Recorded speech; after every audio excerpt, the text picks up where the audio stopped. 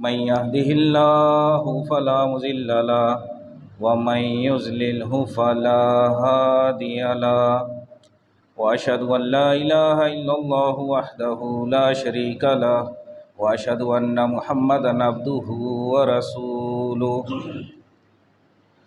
अऊज़ु बिल्लाहि समीइल अलीम मिनश शैतानिर रजीम मिन हमज़िहि व नफ़्ख़िहि व नफ़्ख़िहि।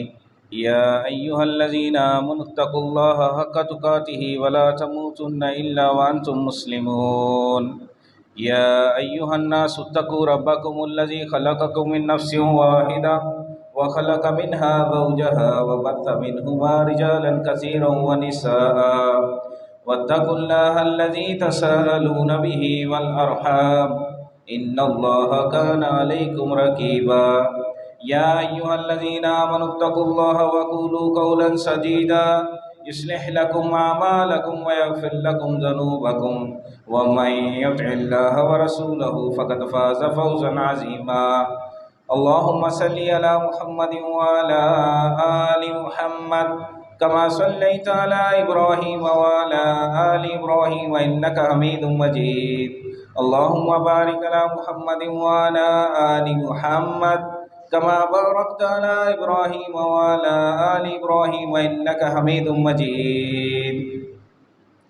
अम्मा बअदु फ़इन्न ख़ैरल हदीस किताबुल्लाह व ख़ैरल हदी हदी मुहम्मदिन सल्लल्लाहु अलैहि वसल्लम व शर्रल उमूरि मुहदसातुहा व कुल्लु मुहदसतिन बिदअह व कुल्लु बिदअतिन ज़लालह व कुल्लु ज़लालतिन फिन्नार।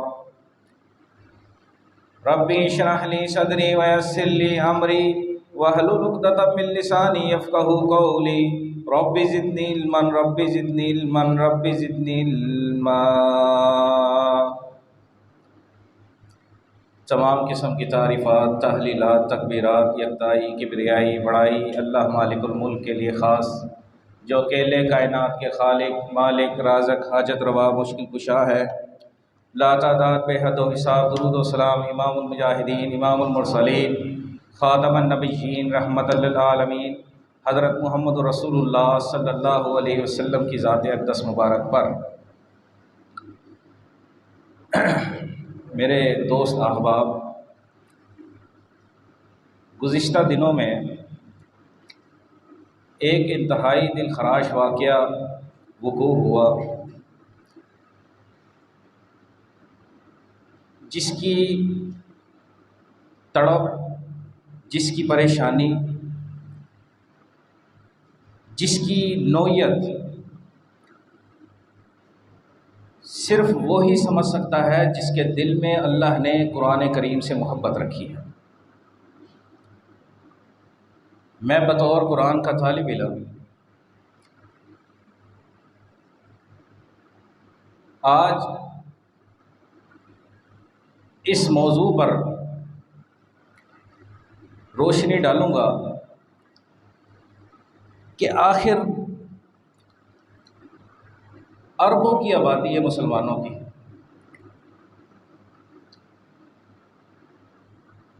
57 तकरीबन मुल्क हैं जो मुसलमानों की रियासत है या अपने आप को मुस्लिम कहलाते हैं। अरबों की तादाद होने के बावजूद, 57 मुल्कों का एक इकट्ठा मजमुआ होने के बावजूद, एक पलीत नापाक मुल्क ये हरकत करता है कि अपने मुल्क के अंदर, अपनी रियासत में रियासत की हिफाजत करते हुए, उस आदमी की हिफाजत करते हुए ये वकूअ सर अंजाम दे देता है। लेकिन ना तो अरबों मुसलमानों की कान पर जूं भी नहीं रेंगी और ना ही इज्तिमाई तौर पर कोई इस ऐसी नीच हरकत करने वालों को कोई पैगाम दिया गया, ना ही कोई मुनज़्ज़म एहतजाज किया गया। मैं आज इस मौजू पर रोशनी डालूंगा कि आखिर क्या ऐसी कमी हम में है, क्या कजरवी ऐसी हमारे दिलों में मौजूद है जिसकी बुनियाद पर उनके अंदर इतनी हिम्मत और इतनी जिसारत करने की जो है ये उन्होंने ये अमल कर दिया। उसकी वजह क्या है? सबसे पहली बात कि उन्होंने उसको ये बात बुनियाद बनाकर फ्रीडम ऑफ स्पीच, आज़ादी इजहार राय की बुनियाद बनाकर इस आदमी को ये इजाज़त दे दी। अदालत ने बाकायदा इसका दिफा किया, इसके दिफा के लिए इंतजाम भी करके दिया। अब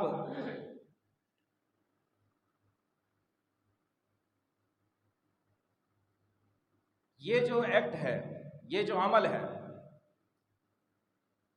ये यकीनन मेरे प्यारे भाइयों, अगर इस तरह के मुतवातिर अमल होते रहे जो होते आ रहे हैं, ये पहला अमल नहीं है। ये गुज़िश्ता अदवार में, गुज़िश्ता सालों में कभी ये हरकत डेनमार्क में होती है, कभी स्वीडन में होती है, कभी बदनाम ज़माना अमेरिका की जेल गवादनामों में होती है कि उधर जो कैदी हैं उनको ज़हनी टॉर्चर करने के लिए, जिस्मानी टॉर्चर कर कर के थक गए, अजियतें करंट लगा लगा कर, उनके हाथ पांव तोड़कर, उनके कंधों को उनके बाजुओं से अलहदा करके, जब इससे भी नहीं थके तो फिर ज़हनी अजियत देने के लिए नाउज़ुबिल्लाह ये कुरान करीम के औराक को उनके सामने फ्लश किया गया।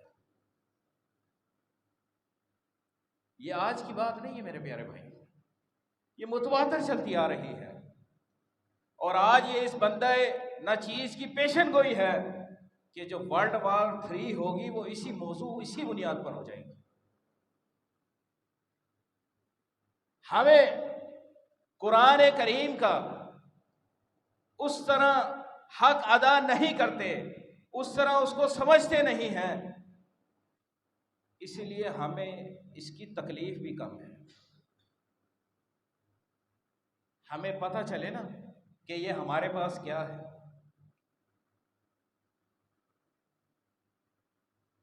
तो फिर यकीन कीजिए कि ये आंखों से नींद ही गायब हो जाएगी।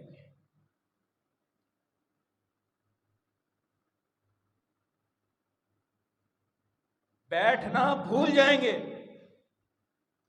आराम पता ही नहीं होगा क्या होगा। ये कुरान करीम मेरे प्यारे भाइयों ऐसी किताब है, लेकिन इसके कुछ हक हैं।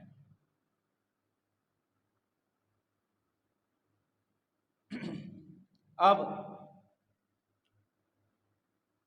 उनको ये पता है कि बड़ी बड़ी इस्लामी रियासतें वो अपने घन चक्कर में उनको लगा दिया। किसी का दौरे हुकूमत खींचने की तान में है, किसी को मईशत की ज़वाल का डर लगा दिया, किसी को खाना जंगी का डर लगा दिया, किसी को कोई डर लगा दिया। गोया कि उनको अपने मसाइल में उलझाकर वो एक होकर वो इस्लाम के बुनियादी शायर के ऊपर हमलावर हो। और उन्हें ये बात अच्छी तरह मालूम है, बहुत अच्छी तरह मालूम है। पहले देहातों में हमने सुना था कि जब किसी चोर ने किसी घर के अंदर चोरी करनी होती थी ना, तो एक पत्थर फेंकता था, देखता था कि उधर से कोई आवाज आई, कोई हरकत हुई, फिर एक और पत्थर फेंकता था। 3 पत्थर फेंकने के बाद जब उसे पता चलता था इधर से कोई हलचल नहीं हो रही, कुछ नहीं हो रहा, फिर वो वारदात डाल देता था। यही हाल, यही मिसाल, यही अमल हमारे साथ मुस्लिम उम्मा के साथ है। एन बिल्कुल कि उन्होंने पहले चेक किया ये जाग रहे हैं या सो रहे हैं, ये होश में हैं, इन्हें अपने मसाइल से बेफिक्री है। उन्होंने इनको उलझाया ही ऐसा कि अगर IMF से कर्जा ना मिला, अगर फलां से इमदाद ना मिली, अगर फलां से ये ना मिला, फलां से ये मुआहिदा ना हुआ, मुल्क डूब जाएगा, मुल्क डिफॉल्ट कर जाएगा। मेरे प्यारे भाइयों, अल्लाह की कसम, पूरी दुनिया को आग लग जाए, पूरी दुनिया को आग लग जाए, नीस्तो नाबूद हो जाए, लेकिन कुरान करीम की इज्जत और नामूस इससे कहीं ज्यादा है, कहीं ज्यादा है। ये मेरे प्यारे भाइयों अल्लाह का कलाम है, अल्लाह के नाजिल करदा, इसके अंदर अहकाम है, वो बातें हैं जिन पर हमने अमल करना है। हमने इनको इतना हल्का क्यों ले लिया? और इतना हल्का ले लिया, इतनी इसकी बेतौकीरी की कि आज कुफार जो है वो इस तरह की नीच हरकतें करने पर उनको कोई पशेमानी नहीं है, कोई हिचकिचाहट नहीं है, कोई डर नहीं है कि कहीं किसी एटमी मुल्क से एटम बम ही ना आ जाए, ये डर ही नहीं है। उस एटम बम को भी रिंग लगा दिया उन्होंने।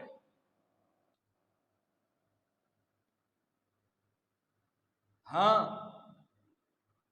किसी अदालत में आम से जज, लो लेवल की अदालत, अगर उसके साथ भी ऊंची आवाज से, बदतमीजी से, बद इखलाकी से बात हो जाए, फौरन तौहीन अदालत लग जाती है।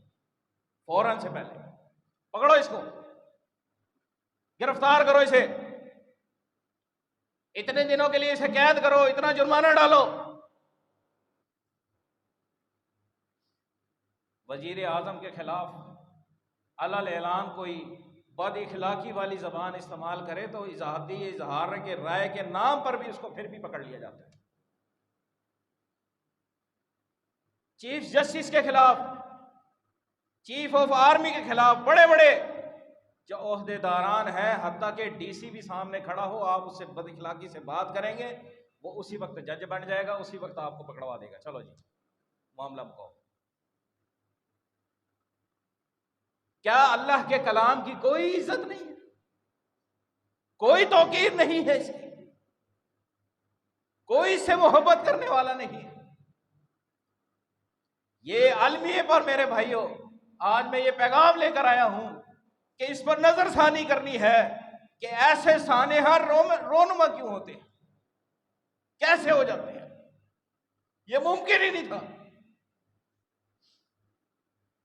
मुसलमान तो अभी तैयारी करते थे।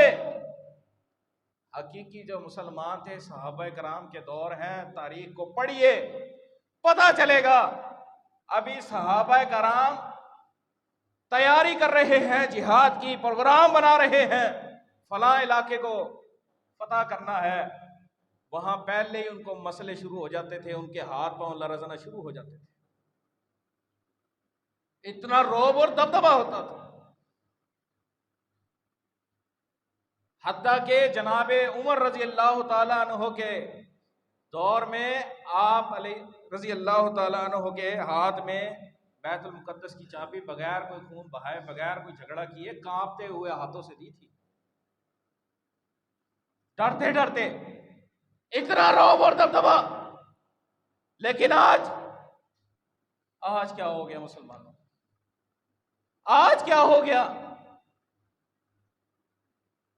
अल्लाहु अकबर।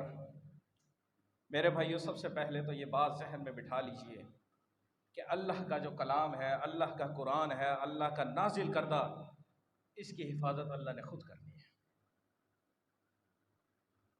ये आज आपको अगर किताबी सूरत में भी खत्म हो जाए, ये किताबी सूरत है, अगर इसमें ये खत्म भी हो जाए तो अल्लाह करीम ने करोड़ों के हिसाब से फाज़े कराम तैयार करवा रखे हैं जो इस दुनिया में मौजूद है, जो जीते जागते इस कुरान के मौज़ा होने के, अल्लाह की हिफाजत करने की दलील है। तो ये बात जहन नशीन कर लीजिए कि कुरान को मिटाकर, कुरान को नाउज़ बिल्लाह जलाकर, इसको कोई नुकसान पहुंचाकर इसको खत्म नहीं किया जा सकता, इसको ज़ाया नहीं किया जा सकता। ये इस कुरान करीम का मौज़ा है। दुनिया में सिर्फ यही एक वाहिद किताब है जिसको याद किया जाता है, पढ़ने वाली तो ये है कुरान, बार बार पढ़ने वाली, लेकिन हिफज करने वाली किताब, यह एजाज सिर्फ और सिर्फ कुरान करीम को ही हासिल है। तो फिर इस कुरान करीम को फूंकों से नहीं मिटाया जा सकता। इस तरह की नापाक और नीच हरकतों से इस कुरान करीम की मोहब्बत को भी नहीं मिटाया जा सकता। यह भी इस कुरान करीम का मौज़ा है। इस कुरान करीम का एक मौज़ा यह भी है कि अगर इसको जितना दबाएंगे, जितना इसको लोगों से दूर करेंगे, उतना वो लोगों के दिलों में रचेगा और बसेगा। और फिर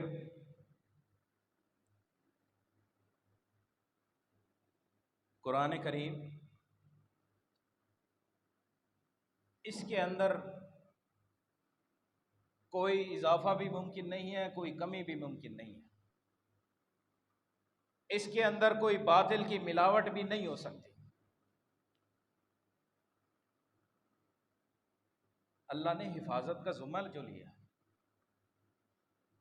और ये यहूदी और नसरानी, इन लोगों ने, आप थोड़ा सा गौर व फिक्र कीजिए कि कुरान करीम तो उम्मत मोहम्मदी के लिए, नबी अलैहिस्सलातु वस्सलाम पर नाजिल हुआ। जो इनकी अंबिया पर, इनकी उम्मत में नाजिल हुए थे सहीफे तौरात और अंजील, उनके साथ क्या किया था? पहले इन्होंने उनमें से वो हिस्से निकाल लिए जो इनको समझ आते थे, जो इनको इनके ख्वाहिश के मुताबिक होते थे,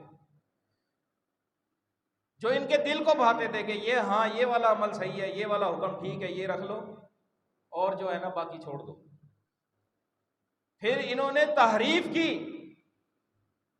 हत्ता के इतनी तहरीफ की, अब असल नुस्खे का पता ही नहीं है कौन सा है।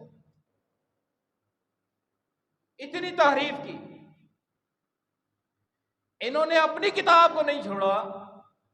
तो फिर कुरान करीम, मोहम्मद रसूलुल्लाह सल्लल्लाहु अलैहि वसल्लम, उम्मत मोहम्मदी, ओ इनसे तो जाती नाद है, इनसे तो दुश्मनी है। ये मैं नहीं कह रहा, अल्लाह का कुरान कहता है, मेरी बात नहीं है ये दुश्मनी अल्लाह ने 1450 साल पहले ही इस कुरान में बयान कर दी थी। ये आपस में एक है, तुम्हारे लिए दुश्मन है, तुम्हारे ये दुश्मन है। तुम जितने मर्जी इनके तलवे चाट लो, जितने मर्जी इनसे मुआहदे कर लो, इनकी दुश्मनी, इनका इनाद, इनका बुग़्ज़ वो नहीं जाता।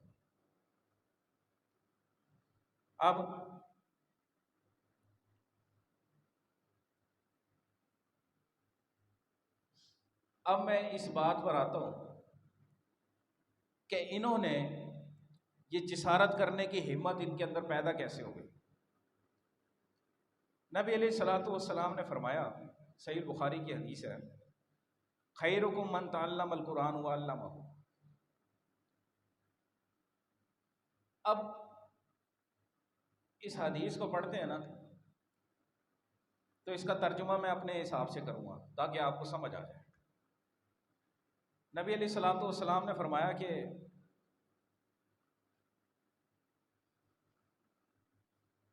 हम महरूम अपने इलाके में, अपने गिरदोनवा में उस आदमी को कहते हैं जिसके पास डिग्री ना हो, गाड़ी ना हो, इल्म ना हासिल किया हो, बेइल्म हो, जाहिल हो बेचारा,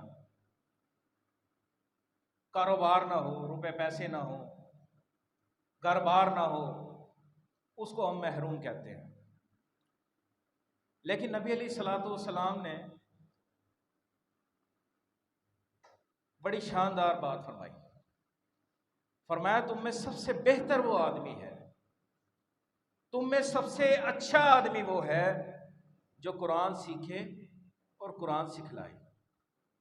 कुरान सीखे और कुरान सिखलाए, कुरान का इल्म हासिल करे, कुरान को समझ ले और फिर उस इल्म को लोगों में ट्रांसफर भी करे। ये है सबसे बेहतर आदमी। अब इस हदीस को जहन नशीन कर लीजिए कि नबी अलैहिस्सलातु वस्सलाम ने फरमाया तुम में से सबसे बेहतर आदमी वो है जो कुरान सीखे और कुरान सिखलाए। लेकिन जितने अहबाब करामी हम सब यहाँ मौजूद हैं मुझ समेत, हम ये बैठकर तज्जिया करें कि हमने कितना कुरान सीखा और कितना कुरान सीखने के बाद लोगों को सिखलाया। ये कुरान सिर्फ मेरे भाइयों मिंबर या मेहराब की लिए नहीं आया, ये बात याद रखें। कई लोग ये समझते हैं कि बस अल्लाह ने ये जो कुरान उतारा था ना मोहम्मद रसूलुल्लाह सल्लल्लाहु अलैहि वसल्लम पर, तो उसके बाद सिर्फ ये जो जिनको चटाई से मोहब्बत है, जिनको मस्जिद से मोहब्बत है, जिनको मिंबर मेहराब से मोहब्बत है, सिर्फ उन्हीं के लिए। ऐसा नहीं है, ये पूरी की पूरी उम्मत मोहम्मद रसूलुल्लाह सल्लल्लाहु अलैहि वसल्लम के लिए। अब मैं कहता हूं मैं बेहतरीन आदमी हूं, तो मेरे लिए नबी अलैहिस्सलातु वस्सलाम ने तराजू का पहला बाट रख दिया है कि कुरान सीखने वाला हो, कुरान को समझने वाला हो, कुरान को सिखलाने वाला हो। क्या ये बेहतरी मेरे अंदर मौजूद है? ये आज का मेरे भाइयों सवाल है। और इसी के अंदर कुफार को, यहूद और नसारा को मेरे भाइयों जवाब दिया जाएगा, इसी के अंदर ही जवाब दिया जाएगा, इसी के अंदर ही उन्हें बतलाया जाएगा कि हम कुरान करीम से कितनी मोहब्बत करते हैं। ये तो नापाक और पलीद हरकत उन्होंने कर दी ना, वो कुरान को समझते भी नहीं है, पढ़ते भी नहीं है, जानते भी नहीं है। लेकिन हम तो कुरान के कई मकामात से, कई औराक से वाकिफ हैं अच्छी तरह। लेकिन क्या हमने कभी एक आयत पर भी गौर किया? एक आयत पर गौर करने का सवाब सुन लीजिए, फजीलत सुन लीजिए। मिसाल देकर समझाता हूं। ये मुल्तान से थोड़ा सा इर्द गिर्द चले जाए ना, 10-12 किलोमीटर आगे कहीं भी वीराने में, किसी भी इलाके में, मिसाल के तौर पे ये शेरशाह का इलाका है, 16 किलोमीटर बाद वीराना शुरू हो गया। अब वहां किसी आदमी को पता चल जाए कि उस वीराने में 4 कापियां पड़ी हैं, 4 लाख रुपए।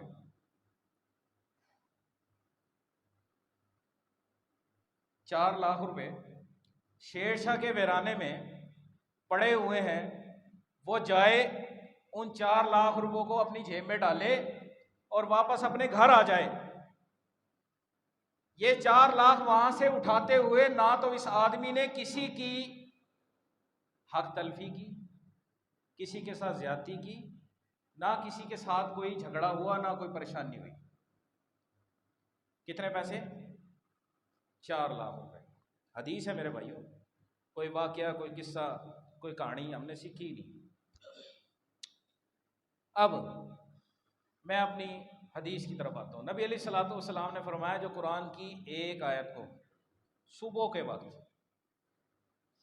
समझने के लिए घर से निकलता है मस्जिद की तरफ, एक आयत को उस पर गौर व फिक्र करता है, उस पर तदब्बुर करता है, उसको सीखता है, उसको पढ़ता है, उसके तर्जुमे को समझता है कि अल्लाह ने ये मुझसे क्या कहा है, तो गोया कि वो आदमी ऐसा ही है कि वादी बतहान में जाए, उसे एक सुर्ख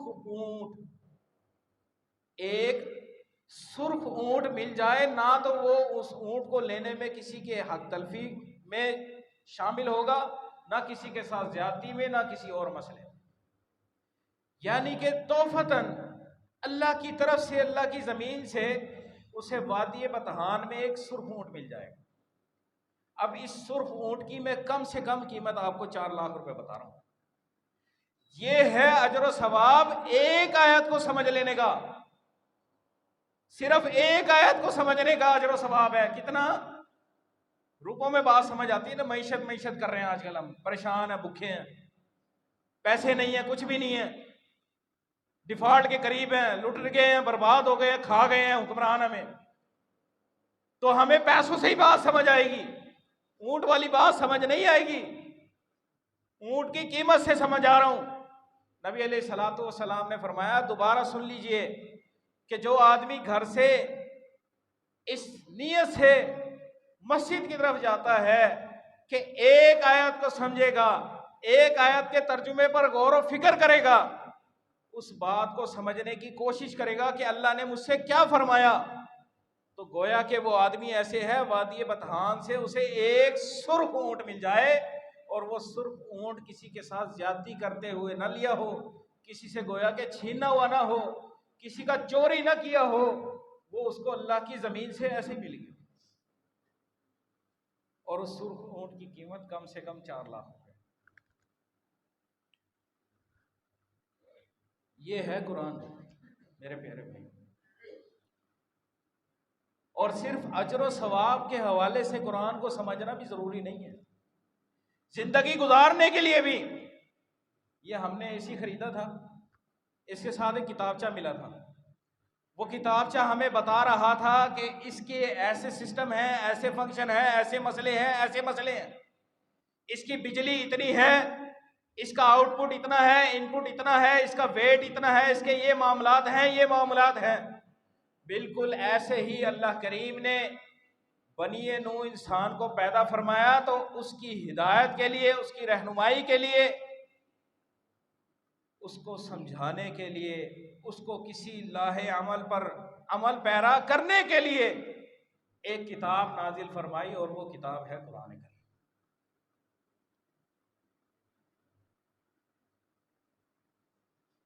और फिर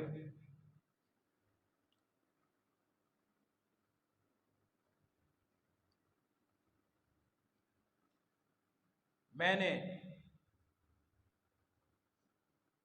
कुरान का कितना हक अदा किया, समझाने वाली बात के अलावा। ये बात हम में से तकरीबन तमाम भाइयों को मालूम है कि अल्लाह ने नमाज को फर्ज करार दिया। अब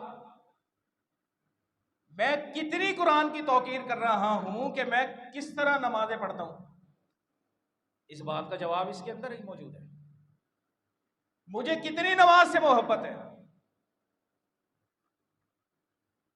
कुरान कहता है ज़कात अदा करो, और मैं कितनी ज़कात खुशदिली से अदा करता हूं जब वो जो मेरे जहन में बना हुआ हिसाब किताब है उससे बढ़ जाए, तो फिर मेरा दिल मुर्दा हो जाता है। ये ज़कात अदा करने का हुक्म कुरान में ही है ना। ये भी कुरान की तौकीर है, ये भी कुरान की इज्जत है कि मैं कुरान को अपने मामलात में कितनी अहमियत देता हूं। अजान हो रही है, लोगों को पता ही नहीं है फजर कितने बजे होती है, जोहर असर का नहीं पता, मगरिब इशा का नहीं पता। कुरान बार बार कह रहा है अकीमुस्सलात वातु ज़कात, नमाज कायम करनी है, नमाज कायम करनी है, मुसलमानों नमाज कायम करनी है। मेरी कुरान से मोहब्बत तब साबित होगी जब मैं 5 वक्त का बाजमात नमाजी बन जाऊं। ऐसे ही होगा ना। अब मैं अपने घर के बुजुर्ग की बड़ी तौकीर, बड़ी इज्जत, बाबा जी के पांव नहीं जमीन पे लगने देता। बाबा जी जो सोच रहे होते हैं वो पहले समझ जाता हूं, उनके लिए वो कर देता हूं। बाबा जी को कोई परेशानी नहीं होने देता कुछ भी। लेकिन बाबा जी मुझे कोई काम कहना तो मैं कहता हूं बाबा जी नहीं, ये नहीं होगा। क्या ख्याल है, बाबा जी की इज्जत है? ईमान से बतलाइए। इमाम सवाल पूछ ले तो जवाब दे सकते हैं। क्या ख्याल है, बाबा जी की इज्जत हो रही है? बाबा जी की तौकीर ही हो रही है? और नहीं, ये बाबा जी की बेइज्जती है, बाबा जी की बेतौकीरी हो रही है कि मैं बाबा जी को सर पे बिठा के रखूं, पांव जमीन पर ना लगने दूं, हर बात सुनूं, मानूं ना। मानू ना, मानने पर आऊं तो बाबा जी नहीं, ये मानी नहीं जा सकती। यही हाल हमने इस कुरान करीम के साथ किया हुआ मेरे प्यारे। कुरान कहता है गीबत नहीं करनी। दो बंदों का मुसलमान होने, मुसलमान मुल्क में, मुस्लिम शहर में, जहां मस्जिदों की बहुत ज्यादा तादाद है, नमाजी भी हैं, लेकिन सबसे पसंदीदा मशगला गीबत है।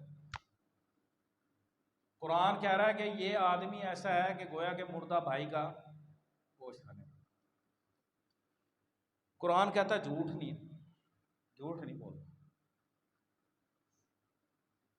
मेरा तो झूठ के बगैर गुजारा ही नहीं है मुमकिन। मेरी तो जिंदगी से झूठ निकल जाए ना, तो गोया के मेरी जिंदगी से जिंदगी निकल जाए। फोन पे भी झूठ, सामने भी झूठ, तमाम मामलात में झूठ, और झूठ पर झूठ पसंदीदा मशगला है। मैं मुसलमान हूं, मुसलमान मुल्क में रहने वाला, कुरान को अपने सर पर सजा कर रखने वाला, लेकिन कुरान के इस हुक्म की तामील कैसे कर रहा हूं कि मेरे सुबह शाम ही झूठ पर मैं। ज़बान तालिब इल्मी में हमारा एक साथी क्लास फेलो इतना सच बोलने का कायल था कि वक्त पूछते थे ना तो पूरा पूरा मिनट भी पूरे पूरे बताता था कि इतने मिनट हुए हैं, इतने बज के इतने मिनट हुए हैं। हम तो अभी सुई पीछे हो, आगे पीछे हो ना, तो हम कह देते हैं जी 3:15 हो गए, 12:15 हो गए, 2:15 हो गए। वो इतना सच बोलने का जो है ना कायल था। हमने उस बंदे को देखा तो हमें सच की सही अहमियत का पता चला, अंदाज़ा हुआ कि यार सच तो है वो जो बहुत ही ज़रूरी है, इसकी तो कोई गुंजाइश ही नहीं है। और एक मौके पर नबी अलैहिस्सलाम ने फरमाया कि मोमिन चोर हो सकता है, जानी हो सकता है, झूठा नहीं हो सकता। तो मेरे प्यारे भाइयों, मैं दो बातें छोड़कर जा रहा हूं कि मैंने कुरान को कितना सीखा, कितना सिखलाया, कुरान के आमाल पर, इसके हुक्म पर कितने आमाल किए, कितने आमाल अपने घर वालों से सरअंजाम दिलवाए, खुद उन पर कितना कारबंद रहा। जब ये हम कर लेंगे ना, तो फिर हम अहले कुफ्फार को, मुशरिकीन को, फिर हम इसका सही जवाब दे सकते हैं। ऐसे कहने वाले, ऐलान करने वाले सिर्फ वही लोग हैं जो, जैसे मैंने बाबा जी की मिसाल अभी बयान की है ना, बिल्कुल सेम ऐसे कि बाबा जी आपकी बात सर आंखों पर, आपकी बात को मैं गौर से सुनूंगा, सारी रात सुनूंगा, लेकिन आपकी बात पे बाबा जी इंतहाई माजरत के साथ मैं अमल नहीं करूंगा। तो मेरे प्यारे भाइयों, हमारा हाल ये नहीं होना चाहिए, क्योंकि मोमिन बेवकूफ़ नहीं होता, समझदार होता है। मोमिन बेवकूफ़ नहीं होता, समझदार होता है, अक्लमंद होता है, बात को समझता है, बात को समझना है तो समझने की कोशिश करता है। अल्लाह करीम से दुआ है, अल्लाह हमें कुरान पर मीन अमल करने की तौफीक अता फरमाए। व मा अलैहि।